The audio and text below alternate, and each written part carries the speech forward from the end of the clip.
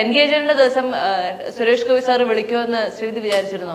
രാവിലെ പറയുന്നത് മുന്നേ അറിയണം സാർ, രാവിലെ പറയുന്നത് സമയമാകുമ്പോൾ വിളിക്കണം.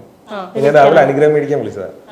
സാറിനെ ഞാൻ പറഞ്ഞിട്ടുണ്ടായിരുന്നു, സാറ് തിരക്കുകൾ കാരണം എനിക്കൊന്നും സാറിന് കുറെ തിരക്ക് അറിയല്ലോ, വരാൻ പറ്റിയില്ല. അപ്പം 11:30 സമയം കറക്റ്റ് ടൈം ആകുമ്പോൾ വിളിക്കണം, കാണണം, റിംഗ് എക്സ്ചേഞ്ച് ചെയ്യണം എന്നൊക്കെ പറഞ്ഞിട്ട് രാവിലെ സാറ് അങ്ങോട്ട് വിളിക്കൊന്നും പ്രതീക്ഷയൊന്നുമില്ല. വീഡിയോ കോളിൽ വരുന്നൊന്നും അങ്ങനെ പ്രതീക്ഷിച്ചില്ലായിരുന്നു. പിന്നെ അതല്ല, എനിക്ക് അദ്ദേഹത്തിന് എനിക്ക് എന്ന് കാണുമ്പോഴും ആദ്യമായിട്ട് കാണുമ്പോലെ ഞാൻ എന്നും എല്ലാവരുടെ പറയുന്നത് അത്. ഞാൻ കഴിഞ്ഞ 4 വർഷമായിട്ട് ഞങ്ങൾ കോൺടാക്റ്റിലുണ്ട്, ഞങ്ങൾ മന്ത്ലി വൺസെങ്കിലും കാണാറുണ്ട്. പക്ഷെ എനിക്ക് ഇന്നും അദ്ദേഹത്തിനെ കാണുമ്പോൾ അത് ഇന്നും അത് ആദ്യമായിട്ട് കാണുന്നില്ല. കണ്ടിട്ടുണ്ടാവില്ലോ, അത് കാണുമ്പോൾ നമുക്കൊരു ആ തേജസ്സിൽ നമ്മളങ്ങ് ഇരുന്നു പോകും.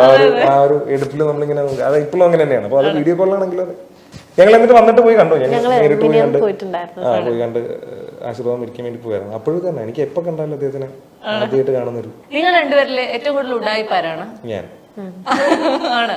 ഏതെങ്കിലും ഉഡായിപ്പ് ഇവള് കൈയോടെ പൊക്കിയിട്ടുണ്ടോ? ഒരുപാട് അല്ലേ?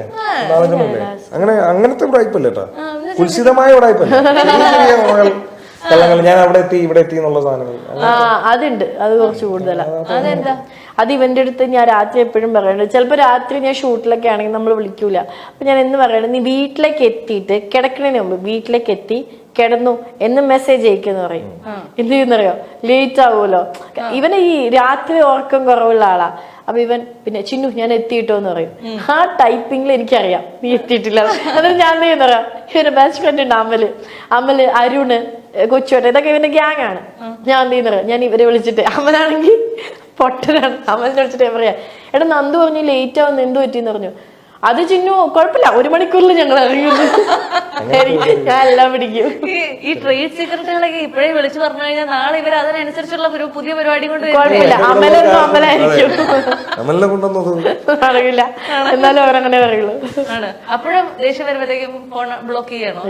എത്തിന്ന് അറിയണം, വീട്ടിലേക്ക് എത്തിയത് നമുക്ക് അറിയണം. അതൊരു സമാധാനം. മറ്റേ ഇതൊക്കെ ഉണ്ട്. അതായത് ഞാൻ ഇവിടെ ഉള്ള കൂടെ ഉണ്ട്, ഞാൻ എവിടെയാ പോകുന്നു പറഞ്ഞിട്ട് പോയി. ഞാൻ എന്നിട്ട് പക്ഷെ പുള്ളിക്കാരി എടുത്ത് തിരിച്ചെത്തേണ്ടി വന്നു. എനിക്ക് അമലിനെ വിളിക്കുകയാണ്. അമലിനെ വിളിച്ചിട്ട് അമലെ നന്ദു നന്ദു ഇവിടെ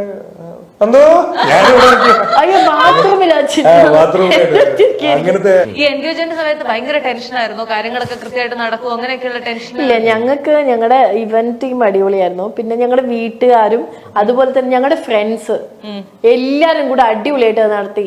ഞങ്ങൾ എൻജോയ് ചെയ്തു. ശരിക്കും നമ്മുടെ ഫംഗ്ഷൻ നമ്മൾ എൻജോയ് ചെയ്യാന്നുള്ളത് വലിയ കാര്യമാണ്. ആരെയും ശ്രദ്ധിച്ചില്ല, ഞങ്ങൾ നന്നായിട്ട് എൻജോയ് ചെയ്തു.